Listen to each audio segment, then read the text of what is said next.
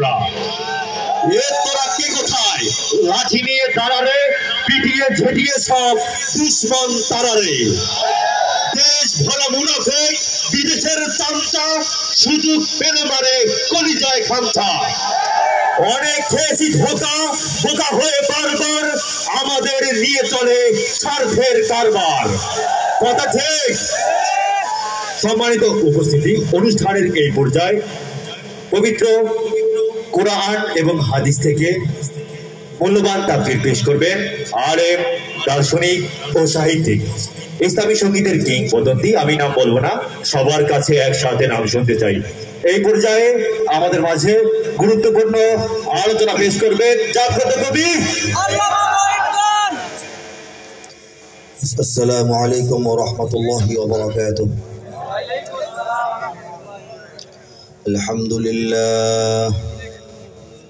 আলহামদুলিল্লাহ নাহমাদুহু ওয়া নাস্তাঈনুহু ওয়া নাস্তাগফিরুহু ওয়া নু'মিনু বিহি ওয়া নাতাওয়াক্কালু আলাইহি ওয়া নাউযু বিল্লাহি মিন শুরুরি আনফুসিনা ওয়া মিন সাইয়্যাতি আ'মালিনা।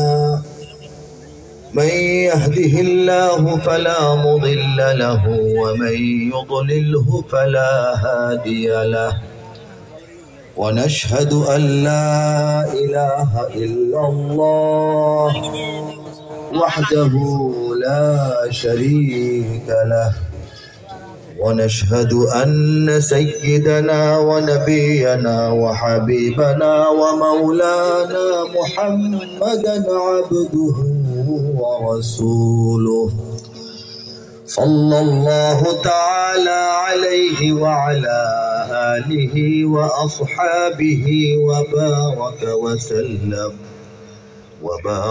وسلم تسليما كثيرا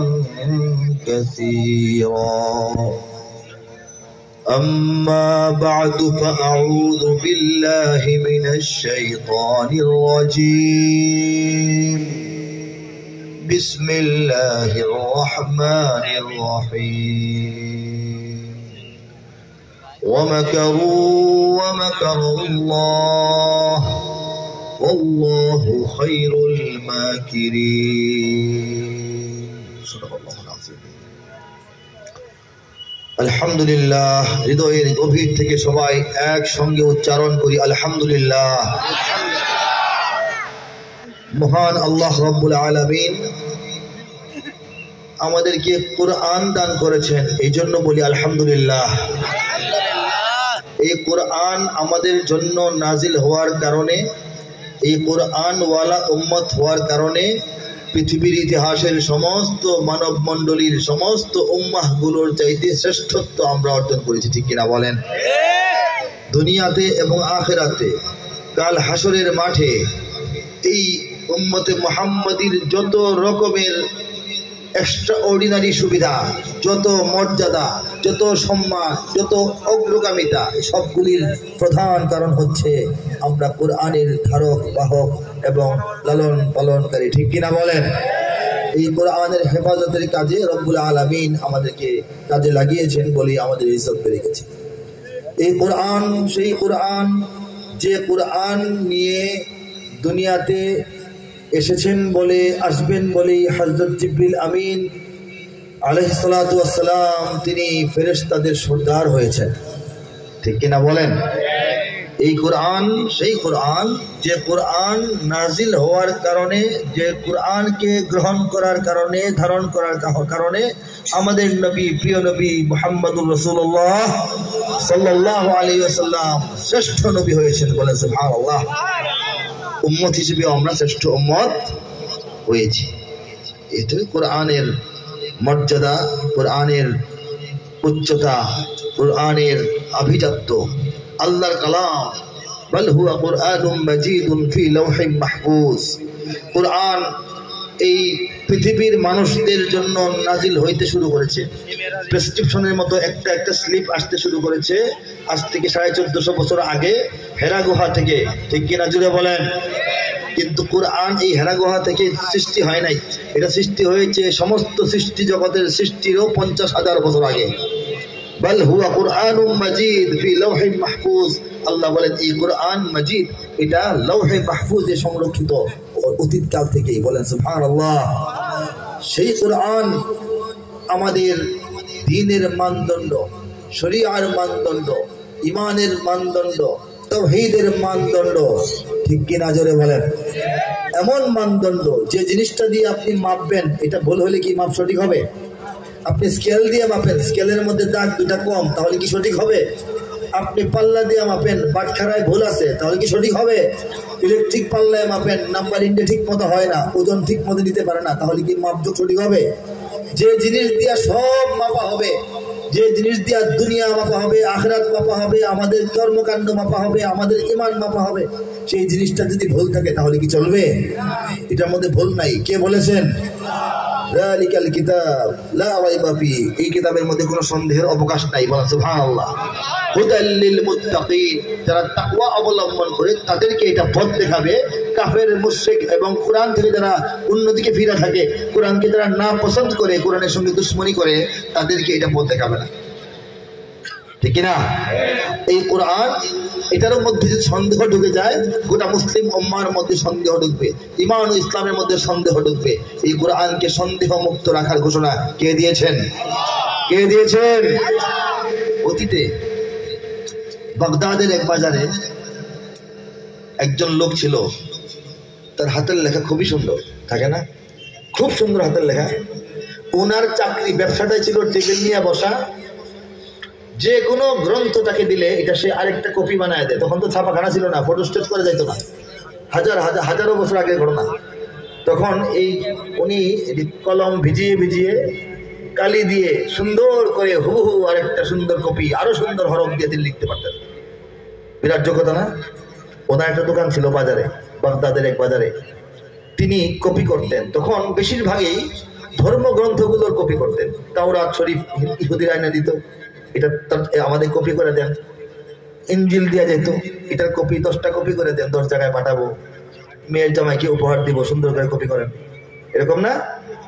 কোরআনের কপি হতো। কোরআন মুসলমানরা কোরআন দিতেন, যে কোরআনের 4টা কপি করে দেন, 5টা কপি করে দেন, ছোট করেন, বড় করেন, মাপযোগ সাইজ দিলে কপি করতেন। এই ব্যক্তি নিজে হলো নাস্তিক। নিজে কি? সে কোনো ধর্ম বিশ্বাস করে না, সে কোনো আল্লাহ, খোদার, প্রভু, ইলাহ, মাহবুদ কিছুই বিশ্বাস করে না। সে মনেই করে না দুনিয়াটা কেউ সৃষ্টি করেছে। সে নাস্তিক। নাস্তিক ব্যক্তিটা টাকার জন্য এই কাজটা করে।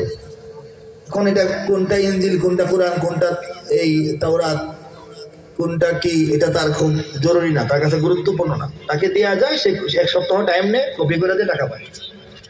এই ব্যক্তি যখন এই কাজটা করে, তখন বিভিন্ন ধর্মের লোকেরা বলতো যে আপনি তো তাওরাতের এত কপি করেন, তা আপনি ইহুদি হয়ে গেলেই পারেন, তাওরাত পন্থী হয়ে গেলেই পারেন, আপনি ইনজিলের এত এত তর্জমা লেখেন, কপি লেখেন, আপনি খ্রিস্টান হয়ে গেলেই পারেন। মুসলমানরাও বলছেন যে আপনি কোরআনের কাজ করতেছেন, আপনি কোরআনটাকে বোঝেন, কোরআনের পথে চলে আসলেই তো হয়।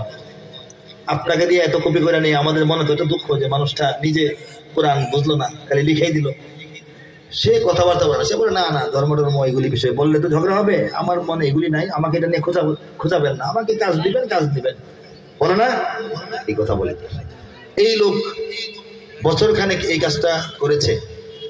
করার পর হঠাৎ দেখে গেল সে আস্তে আস্তে দাড়িওয়ালা হইয়া, টুপি পাগড়ি পইরা, জুব্বা লেবাস পইরা সে কাজ করে, আজান হইলে কাজ বন্ধ করে নামাজে যায়। বলেন সুবহানাল্লাহ। মুসলমানরা লক্ষ্য করলো লোকটা তো তাহলে কবে আমাদের লাইনে আসলো বুঝলাম না। তাকে জিজ্ঞেস করলো, আপনি ইসলাম গ্রহণ করেছেন? সে বলে হ্যাঁ, ইসলাম গ্রহণ করেছি। আচ্ছা, এতদিন বললাম করলেন না, এখন করলেন কারণ কি? তিনি বললেন, আমি যে এই কাজটা করলাম, আপনাদের কথায় আমার কোনো আসর হয়নি, আপনাদের দাওয়াত আমার অন্তরে ঢুকে নাই, আমার অন্তর সিলগালা মারা ছিল, সম্মম বুকমুন রমিউন, এই অবস্থা ছিল। কিন্তু আমি তো যুক্তিতে বিশ্বাসী। নাস্তিকরা কিছু বিশ্বাসী, যুক্তি তর্ক বিজ্ঞান না মিললে তারা কিছু বিশ্বাস করতে চায় না, যদিও দুনিয়া সবকিছু যুক্তিতে চলে না, ঠিক না? হ্যাঁ, তো সে বলল যে আমি তো বহু ধর্মের ধর্মগ্রন্থ আমি করি, দেখলাম তাওরাত এবং জাবুর যে আসে, ইনজিল যে আসে, এটা এক একটা এক এক রকম, এক একটা এক এক রকম, আয়াতের মিল নাই। এক এক অঞ্চলের তাওরাত এক এক রকম, কম বেশি, লম্বা খাটো, ভুলভাল। আমি তো যা পাই তা লিখা দিই, আমাকে যেটা দেয় সেটা কপি করি, কিন্তু খেয়াল করলাম যে এগুলির মধ্যে অমিল বেমিল আছে। এক এক দেশের এক এক কপি এক এক রকম। কোরআনটা দেখলাম এর মধ্যে কোনো বেমিল নাই। দুনিয়ার যত জায়গার মুসাফির এখানে আসে, যে অঞ্চল থেকে আসে, শাম থেকে আসুক, ইয়েমেন থেকে আসুক, ইরাকের ভিতর থেকে আসুক, মিশর থেকে আসুক, কোরআনের জিলদ, কোরআনের নোক্তা সহ সবকিছু এক বলে সুবহানাল্লাহ। এরপর আমি একটা কাজ করলাম, আমি তাদের যে ইনজিল এবং তাওরাত এগুলির মধ্যে আমার মতো কিছু বেশ কম করলাম। দুই আয়াত লিখি না, নিজের মনের মতো দুইটা কথা লিখে দিই আরবিতে ও তাদের ভাষায়। দেখলাম যে এটা নিয়ে কোনো অভিযোগ নাই, যেভাবে দিই সেভাবেই চলে যায়, আর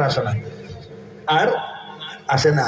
তারপর সাহস করে কোরআনের মধ্যে একটু কম বেশি করলাম, 3টা আয়াত বাদ এক জায়গায় আয়াত একটু লম্বা করে আমার ইচ্ছা মতো লিখছি। এটা হওয়ার পর দেখলাম যে কাস্টমাররা ঘুরে আসে আমার কাছে, বলছি ভাই এটা লেখার ভুল হয়ে গেছে, ঠিক করে দিচ্ছি। লেখার ভুল হয়ে গেছে, ঠিক করে দিচ্ছি, ঠিকঠাক করে দিলাম। নিয়মিত যখন এরকম করতেছি তখন তো মানুষ খেপে গেছে, আমাকে ঘেরাও করছে যে এই আপনি কি এই বাটপারি শুরু করছেন নাকি? আপনি কোরআনের মধ্যে এই কম লেখেন, বেশি লেখেন, উল্টাপাল্টা লেখেন, আয়াত আগে পরে করেন। এটা যদি ছড়ায়া যায় মুসলমানদের মধ্যে যে এই ব্যক্তি কোরআনের ব্যতিক্রম করতেছে, তাহলে কিন্তু আপনার দোকান থাকবে না। এই কথা বলার পর বললাম যে আমার দোকানও থাকবে, আমিও থাকবো, এবং আমি আপনাদের সঙ্গে থাকবো। আমি পরীক্ষা করার জন্য দিয়েছিলাম যে কোনটা সঠিক, কোনটা নির্ভুল, কোনটা এখনো পরিবর্তন হয় নাই, আর কোনটার মধ্যে পরিবর্তন করলে উম্মতের খবর নাই। দেখলাম যে না, মুসলমানরা খবর রাখে এবং কোরআন তাদের মাপজোকের মধ্যে আছে, সঠিক কোরআনের এখনো একটা মানদণ্ড আছে, এর বাইরে গেলে ব্যবসা চলবে না। বলেন সুবহানাল্লাহ। সে ঈমান আনলো, ইসলাম গ্রহণ করলো, কোরআনের মানে এটাকে বলা হয় বিশুদ্ধতা দেখার পর। সেই বিশুদ্ধ কোরআনকে আরো বিশুদ্ধ রাখার জন্য, নির্ভুল রাখার জন্য, সংরক্ষিত রাখার জন্য আল্লাহ রাব্বুল আলামিন ওয়াদা করেছেন, এই কোরআনকে আমি নাজিল করেছি, আমি এটাকে হেফাজত করব ইনশাআল্লাহ। কে বলছেন? ইনশাআল্লাহ। আমরা বললাম আল্লাহ পাক এটাকে হেফাজত করবেন, এইভাবে করবেন। এই কোরআনের পাখিদেরকে সামনে হাজির করা হলো। এই কোরআনের পাখিরা যেখানে লালিত পালিত হচ্ছে এবং আল্লাহর উপর ভরসা রেখে যেখানে তারা কোরআন ইয়াদ করার কাজ করছে, সেই মাদ্রাসার সঙ্গে আপনারা থাকবেন না ইনশাআল্লাহ? সেই মাদ্রাসার জৌলুস, সৌন্দর্য, ব্যবস্থাপনা এবং নিরাপত্তা আরো বাড়ুক আপনারা চান না? সব ধরনের মানসিক এবং ফিজিক্যাল সাহায্য এবং লজিস্টিক সাহায্য, সব ধরনের সহযোগিতা সমর্থন আপনারা করবেন তো ইনশাআল্লাহ? ইনশাআল্লাহ। আল্লাহ বলেছেন ওয়ামাকারু ওয়ামাকারাল্লাহ। আল্লাহ বলেন আমার দুশমনরা, আমার নবীর দুশমনরা, আমার দ্বীনের দুশমনরা, আমার শরীয়তের দুশমনরা আমার মুমিন বান্দাদের বিরুদ্ধে, আমার দ্বীনের বিরুদ্ধে চক্রান্ত, ষড়যন্ত্র করতেই থাকে। পরে বলেন ওয়ামাকারাল্লাহ, কিন্তু তোমাদের আল্লাহ তিনিও তার পরিকল্পনা ঠিকভাবে গ্রহণ করেন, তিনিও তার কৌশল অ্যাপ্লাই করেন, অবলম্বন করেন। আল্লাহু খায়রুল মাকিরিন, এবং আল্লাহ নিঃসন্দেহে সর্বশ্রেষ্ঠ, সর্বোচ্চ পরিকল্পনাবিদ। বলেন সুবহানাল্লাহ। এই আমরা যারা আছি, এদেশে আছি, ঈমান নিয়ে আছি, কোরআন নিয়ে আছি, ইসলামকে নিয়ে আছি, শরীয়তকে নিয়ে আছি, আমাদের বিরুদ্ধে ষড়যন্ত্র চলছে গোটা বিশ্বে এবং দেশে, ঠিক কিনা বলেন? এই ষড়যন্ত্র আল্লাহ বলেছেন তাদের ষড়যন্ত্র সফল হবার নয়, আমি যে কৌশল করব, আমি যে পরিকল্পনা ঠিক করে রাখবো, সেইটাই সব জায়গায় বাস্তবায়িত হবে, ঠিক কিনা জোরে বলেন? কে বলেছেন? বাংলাদেশ এর জ্বলন্ত প্রমাণ। এই আয়াতের তর্জমা বললাম, এই আয়াতের ব্যাখ্যা এবং উদাহরণ যদি চান, উদাহরণ হচ্ছে সারা দুনিয়াতে অনেক আছে, এর মধ্যে বাংলাদেশ অন্যতম। বলেন সুবহানাল্লাহ। কত ষড়যন্ত্র, এরপরেও বাংলাদেশ এগিয়ে যাচ্ছে। 100, 200, 150 দেশের মধ্যে কোরআনুল হিফজুল কোরআনের প্রতিযোগিতায় বাংলাদেশের শিশুরা, কিশোররা 1 নম্বর হচ্ছে, ঠিক কিনা বলেন? হ্যাঁ, এই বাংলাদেশ এমন এক দেশ, আল্লাহ এত ভালোবাসেন, এত মায়া করেন, এত দয়া করেন যে আরব বিশ্বের উন্নত রাষ্ট্র কাতার, কুয়েত, বাহরাইন, জর্দান, আরব আমিরাতের অংশগুলো এবং আরো অনেক জায়গা, যুদ্ধ বিধ্বস্ত জায়গাগুলি ছাড়া যত দেশ আছে, সৌদি আরবের অনেক এলাকা, এই সব জায়গায় দামি উন্নত মানের মসজিদ কায়েম হয় না? এত দামি মসজিদের একটা অজুর কল বেচলে আমাদের এই গ্রামে একটা মসজিদ হয়ে যাবে।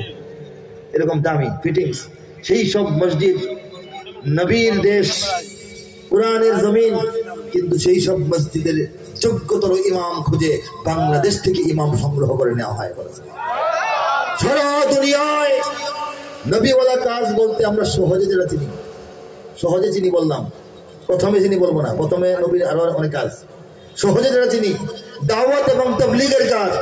সেই দাওয়াত ও তাবলীগের কাজের গোটা বিশ্বময় যে মিশন, সেই মিশনের সব চাইতে বড় ইজতিমা এবং জামায়াত বা সমাবেশটা হয় বাংলাদেশের রাজধানীর বুক চিরে বয়ে যাওয়া তুরাগ নদীর পাড়ের টঙ্গিতে, ঠিক কিনা বলেন? আরবে তো হয় না, ভারতে যে তাবলীগের মূল মার্কাজ সেখানে তো ইজতিমা হয় না। ইজতিমার ফয়সালা আল্লাহ কোথায় করেছেন? বলেন সুবহানাল্লাহ। আল্লাহ কি বাংলাদেশকে ছোট নজরে দেখতেছেন নাকি বড় নজরে? বাংলাদেশকে আল্লাহ পাক সম্মানিত করতেছেন, এটা আমাদের বুঝতে হবে। আমরা সম্মানিত হচ্ছি, ঠিক কিনা বলেন?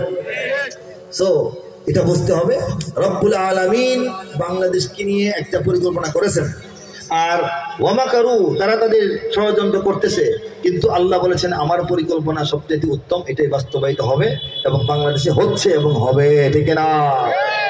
এদেশে আল্লাহু আকবারের সুরে সূর্য ওঠে, এদেশে আল্লাহু আকবারের সুরে সূর্য ডোবে, এদেশে আল্লাহু আকবারের সুরে সূর্য ওঠে, এদেশে আল্লাহু আকবারের সুরে সূর্য ডোবে। এদেশের মাল্লা মাঝি কিষান মজুর সবার ঠোঁটে শোনো রে লা ইলাহা ইল্লাল্লাহর জিকির ওঠে। এদেশের মাল্লা মাঝি কিষান মজুর সবার ঠোঁটে শোনো রে লা ইলাহা ইল্লাল্লাহর জিকির ওঠে। ইমানের তপ্ত আগুন জ্বলছে সবার বুকে বুকে, ইমানের তপ্ত আগুন জ্বলছে সবার বুকে বুকে, সে আগুন দেশ হতে দেশে দেশান্তরেও জ্বালতে হবে। এদেশে আল্লাহু আকবারের সুরে সূর্য ওঠে, এদেশে আল্লাহু আকবারের সুরে সূর্য ডোবে। এদেশে প্রতিদিন সূর্য উদিত হয় ফজরের আজানে ধরিতে, ঠিক কিনা জোরে বলেন? প্রতিদিন সূর্য অস্তমিত হয় মাগরিবের আজানে ধরিতে, ঠিক কিনা বলেন? ইমানের তপ্ত আগুন জ্বলছে সবার বুকে বুকে, ঠিক হলে জোরে বলেন? তার কার বুকে সে আগুন আছে? তাকবীর দিয়ে হাত তুলে প্রমাণ করে দেখা।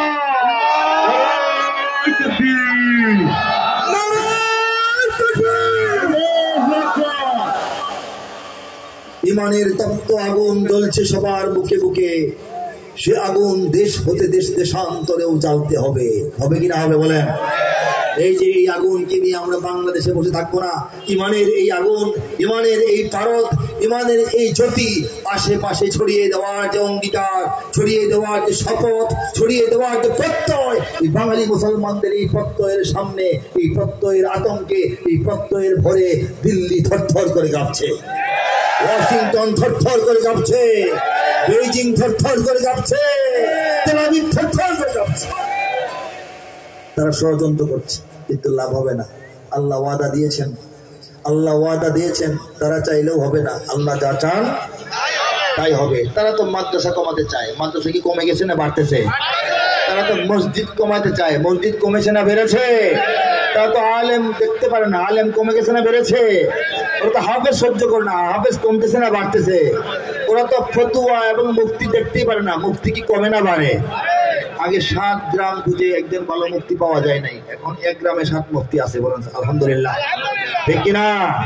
কার দান, কার ইচ্ছা, কার পরিকল্পনা? বিজয় কার হবে? সাফল্য কার হবে? লড়াইটা আমাদের, বিজয়টা আল্লাহর। বলেন সুবহানাল্লাহ। লড়বো আমরা, বিজয় হবে আল্লাহ। বিপ্লব করবো আমরা, বিজয় হবে আল্লাহ, ঠিক না? আল্লাহর বিজয়, আল্লাহর শক্তির পক্ষের বিজয়ের জন্যই আমাদের জীবন ফেদা, আমাদের জীবন কোরবান, ঠিক না? এদেশের পথে ঘাটে,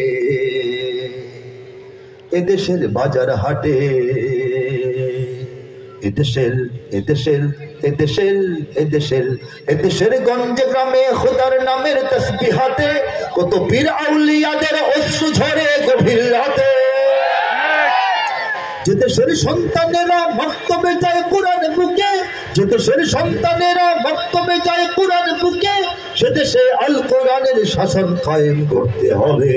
এদেশে আল্লাহু আকবারের সুরে সূর্য ওঠে, এদেশে আল্লাহু আকবারের সুরে সূর্য ডোবে, এদেশে আল্লাহু আকবারের সুরে সূর্য ওঠে, এদেশে আল্লাহু আকবারের সুরে সূর্য ডোবে।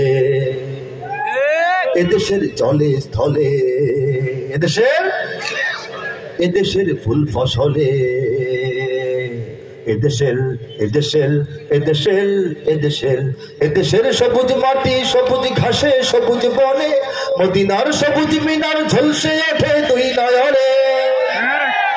এদেশের শিকড় তো নয় দিল্লিতে বা ওয়াশিংটনে, এদেশের শিকড় তো নয় দিল্লিতে বা ওয়াশিংটনে, এদেশের শিকড় জানি ছড়িয়ে আছে দূর আরবে।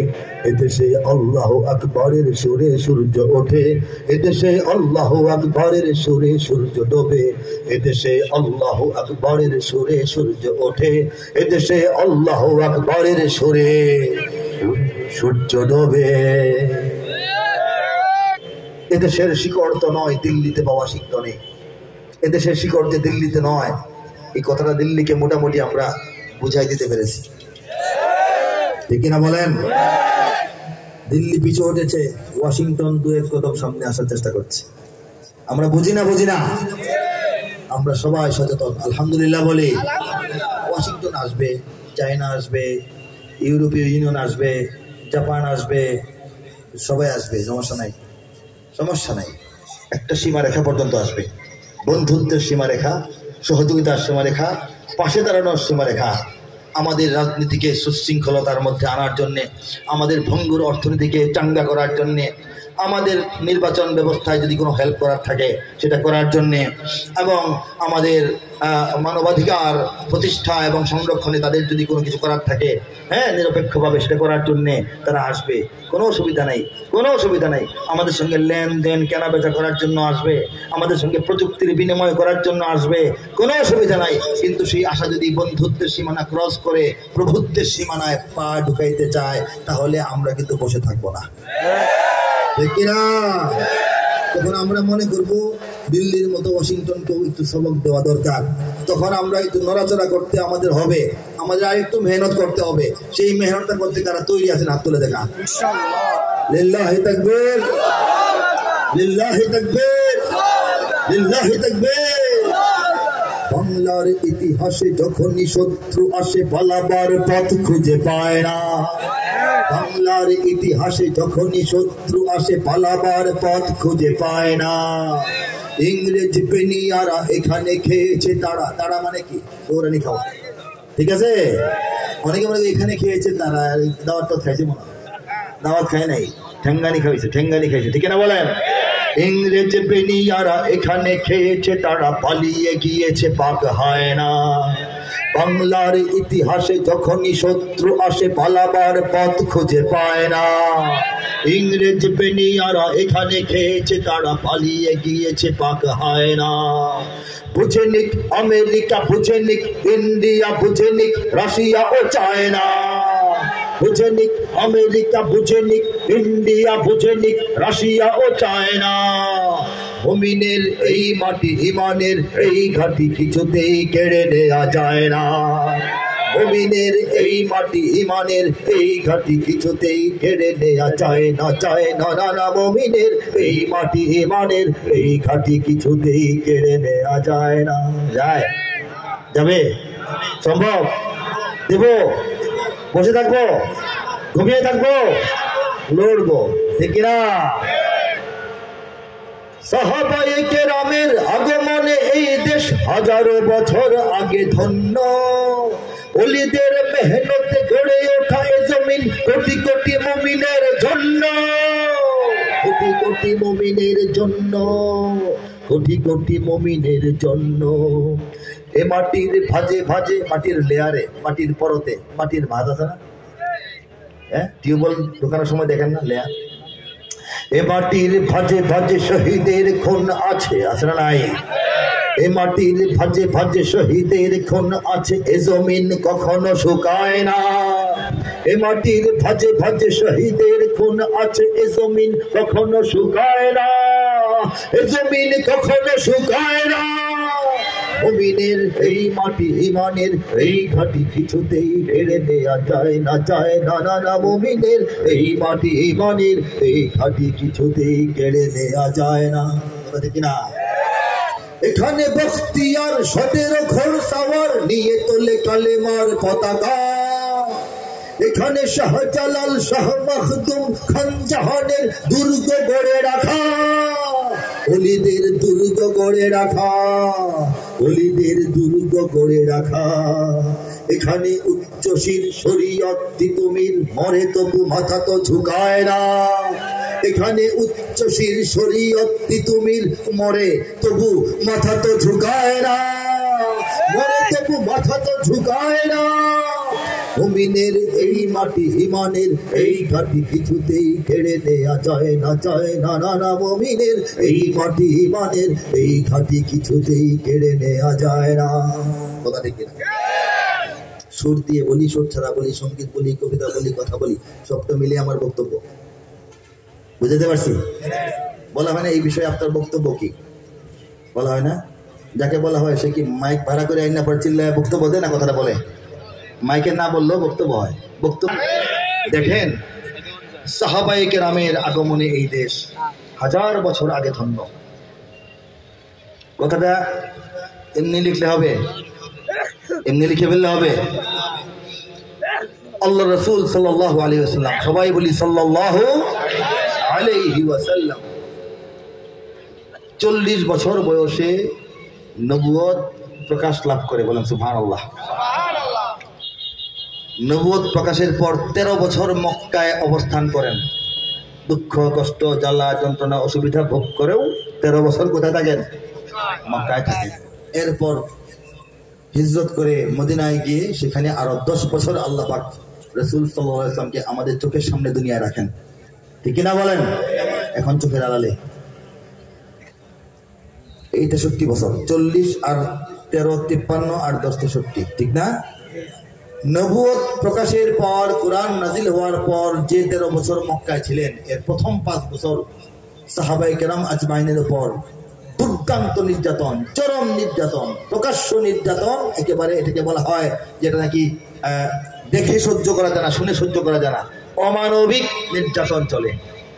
অধিকাংশই দরিদ্র সাহাবা, অধিকাংশই কৃতদাস সাহাবি, অধিকাংশই দেখা যায় যে দুর্বল, সামাজিকভাবে দুর্বল সাহাবি, তাদের উপর জুলুমের স্টিম রোলার নেমে আসে।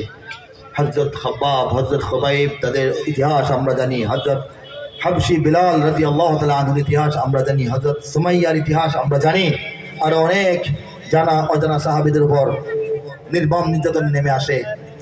আমাদের হযরত ওসমান রাদিয়াল্লাহু তাআলা আনহু, অভিজাত মানুষ, নাক উঁচা মানুষ, রুচিশীল মানুষ, শৌখিন মানুষ, গরিব না ধনী? ধনী। ওনার ব্যাংক অ্যাকাউন্ট এখনো চালু আছে মদিনা, জানেন না এটা?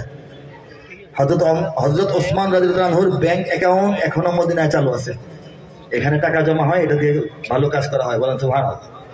ওনার নামে ব্যাংক অ্যাকাউন্ট এখনো মদিনার ব্যাংকে চালু আছে, এটা সাংঘাতিক ব্যাপার না? উনি তো অচেনা কেউ না, উনি তো বংশতে মন উন্নত না, এরকম না। উমাইয়া বংশের, যে উমাইয়া বংশ দুনিয়া শাসন করেছে 1700 বছর, উমাইয়া বংশের একজন ব্যক্তি, নিজে কত ধনী, উনাকেও যে নির্যাতন করা হয়েছে এটা আমরা অনেকে জানি না। মনে করি আবু বকর, ওসমান, ওমর, তারা তো আর নির্যাতন শিকার হন নাই রাদিয়াল্লাহু তাআলা আনহু। হযরত ওসমান রাদিয়াল্লাহু তাআলা আনহু ইসলাম গ্রহণের পর উটের কাঁচা চামড়া আছে না, উটের কাঁচা চামড়া, কুরবানির দিন গরু ছিলার পরে চামড়াটাতে তোলা করে রাখেন, খুব সুন্দর, ভাল লাগে, আরামদায়ক। উটের কাঁচা চামড়া দিয়া আমাদের এই তৃতীয় খলিফাকে পেঁচিয়ে মরুভূমিতে ফেলে রাখা হতো, মরুভূমিতে ফেলে রাখা হতো, বলেন নাউজুবিল্লাহ। এই অত্যাচার যখন চলে, আল্লাহ রাসূল সাল্লাল্লাহু আলাইহি ওয়াসাল্লাম সাহাবাদেরকে বললেন, হে আমার সাহাবীরা, তোমাদের মধ্যে যাদের সামর্থ্য আছে, শক্তি আছে, তোমরা যদি পারো তাহলে মক্কা এবং গোটা আরব ছেড়ে তোমরা লোহিত সাগরটা কোন রকম গোপনে পার হয়ে বাদশাহ নাজ্জাশীর দেশ আবিসিনিয়ায় চলে যাও, বলেন সুবহানাল্লাহ। মদিনায় হিজরত সংগঠিত হওয়ার আগে আরো 2টা হিজরত হয়েছিল আবিসিনিয়ায়। ওলামায়ে কেরাম জানেন, যারা সিরাত পড়েন তারা জানেন। আবিসিনিয়া হচ্ছে বর্তমান বিশ্বের ইথিওপিয়া। তখনকার আবিসিনিয়া আরো আগে এটাকে বলা হতো হাবশা, যে কারণে হাবশি বলা হয় বিলাল রাদিয়াল্লাহু আনহুর দেশ। কিছু সাহাবী 82 থেকে 84 বা আরো কম বেশি হবেন, নারী শিশু সহ, তারা জামায়াতবদ্ধ হয়ে আস্তে আস্তে গোপনে গোপনে সাগর পাড়ি দিয়ে আবিসিনিয়ায় চলে গেলেন। সেই সাহাবীদের অনেক সাহাবী পরবর্তী জীবনে মক্কায় মদিনায় আর ফিরে আসেন নাই। এখানে হচ্ছে চিন্তার পয়েন্ট, এই কথাটা মনে রাখেন, পরে কথাটা বোঝা যাবে, ঠিক না? এই যে আবিসিনিয়ায় চলে যাওয়া সাহাবীরা সবাই আর মক্কায় চলে আসেন নাই, মদিনায় নাই। তাদেরকে হিজরতের সময় পাওয়া যায় নাই, তাদেরকে বদর যুদ্ধে পাওয়া যায় নাই, মসজিদে নববীতে পাওয়া যায় নাই, উহুদ যুদ্ধে পাওয়া যায় নাই, খয়বর যুদ্ধে নাই, সুলহে হুদায়বিয়ায় নাই, বায়াতের রিজওয়ানে নাই, মক্কা বিজয়েও নাই। তারা গেলেন কই? সেই সাহাবীদের বেশ কিছু সাহাবী ভাবলেন, ইমানটা তো পেয়েছি, আল্লাহ রাসূলের কাছে আমরা হেদায়েতের আলো পেয়েছি, সিরাতুল মুস্তাকিম পেয়েছি, এখন মক্কার পরিবেশ কবে ভালো হবে আর কি হবে না হবে সেটার চিন্তায় বসে থাকলে হবে না, আমরা এই দ্বীনের দাওয়াতটা সারা দুনিয়ায় ছড়িয়ে দেই। বলেন সুবহানাল্লাহ। চিন্তাটা সুন্দর না?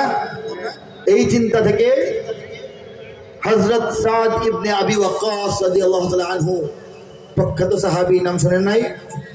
তিনি আব্বা, তার আব্বা হযরত আবু ওয়াক্কাস ওয়াইব ইবনে মালিক রাদিয়াল্লাহু তাআলা আনহু, তার নেতৃত্বে 4 থেকে 8 জন সাহাবীর একটা ছোট্ট কাফেলা, জাহাজ ভর্তি ব্যবসার মালামাল আর অন্তর ভর্তি ইমানের তাজাল্লি, ইমানের দাওয়াতের সামানাদি নিয়ে তারা আরব সাগর, ভারত সাগর পাড়ি দিতে দিতে আমাদের চট্টগ্রাম দিয়ে বাংলাদেশের জমিনে প্রবেশ করলেন। এ তো আজ থেকে নয়, এর চেয়ে খুশি সংবাদ জন্মের পরে আজকে পর্যন্ত আর শুনছেননি? জোরে বলেন আলহামদুলিল্লাহ, বলেন আরো জোরে সুবহানাল্লাহ বলেন, দৌড় করে আল্লাহু আকবার বলেন। সাহাবায়ে কেরামের আগমনে এই দেশ হাজার বছর আগে ধন্য। কত বছর আগে? 618 খ্রিস্টাব্দে। এখন কত খ্রিস্টাব্দ? 2024। 622 খ্রিস্টাব্দে বদর যুদ্ধ অনুষ্ঠিত হয়, সংগঠিত হয়,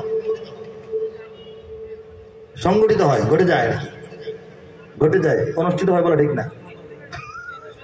হ্যাঁ, যুদ্ধ তো অনুষ্ঠিত হয় না, মাহফিল অনুষ্ঠিত হয়, অনুষ্ঠান অনুষ্ঠিত হয়। সংগঠিত, আগে ছোট গ পরে বড় ঠ, আর সংগঠিত ঘটে যাওয়া, ওইটা বলতেছি। আগে বড় ঘ পরে ছোট ট, ঘটনা সংগঠিত হয়, আর সংগঠিত হয় দল, মানুষজন সংগঠিত হয়, ঠিক না? যাই হোক, বদর যুদ্ধ 2022-এ, এর 1.5 বছর আগে নবীজি মক্কা থেকে মদিনায় গেছেন। এই 1.5 বছর আগে যে মদিনায় যাওয়াটা, এরও 2.5 বছর আগে 618 হয়, 617 শেষ দিকে বা 18-এর মাঝামাঝি সাহাবায়ে কেরামে কাফেলা বাংলাদেশে প্রবেশ করেন এবং সাগরের তীর ধরে ধরে তারা একদম খুলনার এই উপকূল ধরে ধরে আমাদের সুন্দরবন উপকূল পর্যন্ত তারা বিচরণ করেন, এখানে তারা বসবাস করেন এবং দাওয়াতের কাজে দেশের ভিতরে ঢুকেন। এইভাবে তারা 1.5 বছর এখানে দাওয়াতের কাজ করেন। এরপর তারা মালয়েশিয়া, ইন্দোনেশিয়া, চীন পর্যন্ত তাদের দাওয়াত এবং ব্যবসার কাজে যান। একবার নয়, একাধিকবার, বারবার তারা আরবে ফিরে যান, আবার আসেন, আবার ফিরে যান, আবার আসেন, এই ব্যবসা করেছেন। বলেছে সুবহানাল্লাহ। চীনের ক্যান্টন বন্দর একটা সমুদ্র বন্দর, জাহাজ বন্দর, এই বন্দরে 4 জন সাহাবীর কবর আছে। চীনে যদি কেউ ব্যবসাবাদী করতে যান, ওখানে গিয়ে কবরগুলি জিয়ারত করে আসবেন। তারা এই সফরের সময় বাংলাদেশে ঢুকতেন। বলেন সুবহানাল্লাহ। তো বাংলাদেশে ইসলাম কি ফু দিলেই উড়ে যাবে নাকি? ধাক্কা মারলেই পড়ে যাবে? ধমক দিলেই পিছু উঠে যাবে? কখনোই সম্ভব না। এদেশের ইসলাম ও মুসলমানদেরকে হাঙরের মুখের ভিতরে এদেশের দালালরা, চামচারা, এদেশের বিদেশের বসানো গোলামেরা বারবার হাঙরের মুখের ভিতরে এদেশের স্বাধীনতা, সার্বভৌমত্ব এবং ইসলাম ও মুসলমানদেরকে তুলে দেওয়ার চেষ্টা করছে।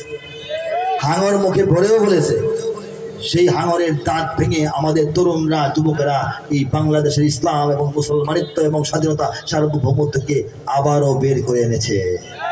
ঠিক কিনা? এই রিস্কে আমরা যাব না, ঠিক কিনা বলেন? ইঞ্চি ইঞ্চি মাটি সোনার চাইতে খাঁটি নগদ রক্ত দিয়ে কেনা। শত্রু বাহানাদার একটি কণাও তার কেড়ে নিতে কেউ পারবে না। রঙের তুলিতে আকাশ সবুজের ছায়া ঢাকা সুজলা সুফলা পরিপাটি। লক্ষ শহীদ গাজী রেখেছে জীবন বাজি, করেছে স্বাধীন এই মাটি। বাংলাদেশ আমার, বাংলাদেশ তোমার, বাংলাদেশ সবার প্রাণ। ধন্য ধন্য আমি সবার চাইতে দামি বাংলা মাটির সন্তান। বাংলাদেশ আমার, বাংলাদেশ তোমার, বাংলাদেশ খোদার দান। সোনার জন্মভূমি তোমার জন্য আমি জীবন দিয়েছি কোরবান। দেই নাই ৭১ দেই নাই? এর আগে যে দিয়েছি এটা তো ইতিহাস আমরা জানি না। ৭১টা জানি বলে বলতেছি, আসল ইতিহাস তো আগে। হ্যাঁ, ওই যে 14ই আগস্ট আর 15ই আগস্ট ভারতের স্বাধীনতা, পাকিস্তানের স্বাধীনতা, এর আগে 100 বছরের সশস্ত্র সংগ্রাম, এরপরে আরো 100 বছর দেওবন্দের সংগ্রাম। এইগুলি বললে এখন আমাদের ছেলেরা বুঝবে না, কারণ শুনে নাই তো, নিয়মিত শুনে নাই। এইগুলি চালু করতে হবে, আমাদের মাদ্রাসাগুলির মধ্যে এই ইতিহাস ফিরিয়ে আনতে হবে, ঠিক না? আমাদের স্বাধীনতা ছোট করে ৭১ থেকে আসে নাই। এই জমিনটা ৭১ সৃষ্টি হয় নাই। এই জমিন আল্লাহর দুনিয়াতে আগেও ছিল, বারবার এটা লুণ্ঠিত হয়েছে, বারবার রক্ত ঢেলে এটা স্বাধীন করতে হয়েছে। এবং যত বেশি রক্ত দিতে হয়েছে, সবচাইতে রক্ত দিয়েছেন, সবচাইতে চ্যালেঞ্জ গ্রহণ করেছেন, সবচাইতে ফাঁসির কাস্তে ঝুলেছেন, সবচাইতে মানুষকে সংগঠিত করেছেন, সবচাইতে মুক্তিযুদ্ধের চেতনাকে 200 বছর পর্যন্ত ধরে রেখেছেন এই দেশের উলামায়ে কেরাম, ঠিক না? আর সেই আলেম সমাজকে কি বলে? সাম্প্রদায়িক, মৌলবাদী, স্বাধীনতা বিরোধী, জঙ্গি বলার কত চেষ্টা, ঠিক না? চেষ্টা সফল হবে? সফল হবে না ইনশাআল্লাহ। চারিদিকে দুশ্মন আছে না নাই? ৭১ পর্যন্ত বলবো কেন? পরশুদিন মাত্র রক্ত দিই নাই 24-এর, ঠিক না? সব দেশের জন্য দেওয়া হয়েছে, ঠিক না বলেন? চারিদিকে দুশ্মন, ভেঙো না মন, সাহস জমিয়ে রাখো বুকে। ইমান জিন্দা করে জিহাদের হুঙ্কারে পরাজিত করো শত্রুকে। চারিদিকে গাদ্দার, ভিনদেশি তাবেদার, সজাগ দৃষ্টি রাখো সবে। সকল মির্জাফর বিদেশি গোলাম চার, রুখতে তাদের আজ হবে। বাংলাদেশ আমার, বাংলাদেশ তোমার, বাংলাদেশ অম্লান। বুকের রক্ত ঢেলে রেখেছি সবাই মিলে মাতৃভাষার সম্মান। বাংলাদেশ আমার, বাংলাদেশ তোমার, বাংলাদেশ চিরমহান। এ মাটির বুক হতে বাজবে সারা জগতে বিশ্ব মানবতার গান, ঠিক না? অনেক দামের দেশ নাকি সস্তা দেশ? রক্ত ঘামের দেশ, রক্ত দিয়ে বারবার রক্ষা করতে হয়। ঘাম দিয়ে গড়ে তোলার চেষ্টা নাগরিকরা করি আমরা, কিন্তু চোর ডাকাতের কারণে, লুটপাটের কারণে আমাদের ঘাম বৃথা যায়, ঠিক না? অনেক দামের দেশ, রক্ত ঘামের দেশ, মায়ার বাঁধন বড় বেশি। হিন্দু মুসলমান, বৌদ্ধ বা খ্রিস্টান, পাহাড়ি বাঙালি এক দেশে। কেন তবে সংঘাত, কেন কিসের বিবাদ? ভাই ভাই রাখো হাত হাতে। সমরে পক্ষপাতী হয়েছি শ্রেষ্ঠ জাতি, নজির দেখাও দুনিয়াতে। বাংলাদেশ আমার, বাংলাদেশ তোমার, বাংলাদেশ খোদার দান। সোনার জন্মভূমি তোমার জন্যে আমি জীবন দিয়েছি কোরবান, ঠিক না? হিন্দু মুসলমান, বৌদ্ধ বা খ্রিস্টান, পাহাড়ি বাঙালি এক দেশি না আমরা? আমাদের ভাষার পরিচয় বাঙালি, আমাদের দেশের পরিচয় বাংলাদেশি, আমাদের চেতনা, চিন্তা, অনুভূতি, উপলব্ধি এবং বিশ্বাসের পরিচয় আমরা মুসলমান। জোরে বলেন ঠিক কিনা?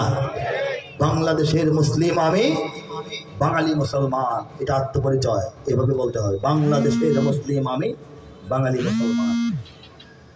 দেখেন, আমি আলোচনার শেষ দিকে চলে আসছি। কোরআন নিয়ে কথা বলছিলাম। আমাকে কোরআনের সবক দেওয়ার দায়িত্ব আজকে আমাকে দেওয়া হয়েছে, মহান দায়িত্ব, যেটার যোগ্য আমি এখনো হতে পারিনি, কিন্তু আমাকে বসিয়ে দেওয়া হয়েছে।